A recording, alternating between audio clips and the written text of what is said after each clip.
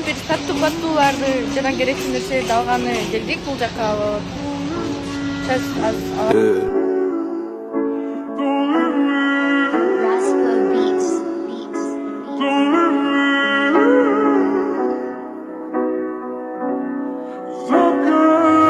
Keeps going through my head.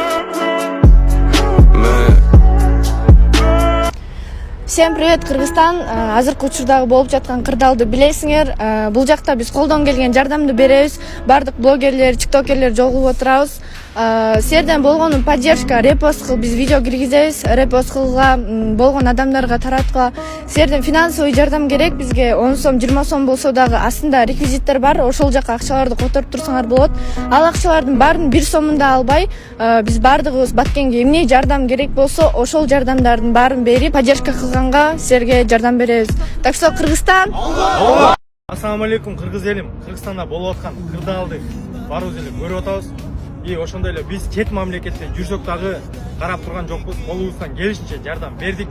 И деги эле чет мамлекетте жүргөн жердештердин баары эле жүрөгү Кыргызстан деп согот ар дайым.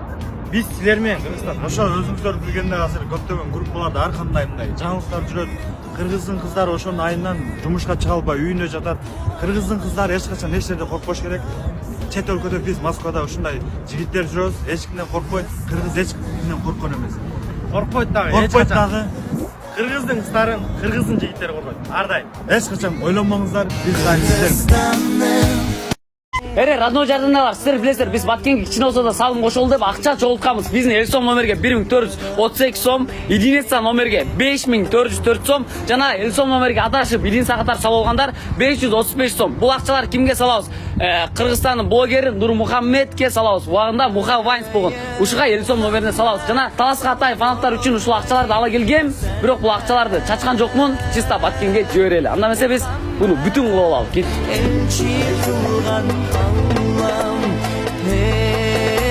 Momundar barıngar Allah Talaga Momundar Siler tobo kılgıla Allah'a Мынакей биз Баткенге 15 000 сом салып жибердик. Колдон келишинче.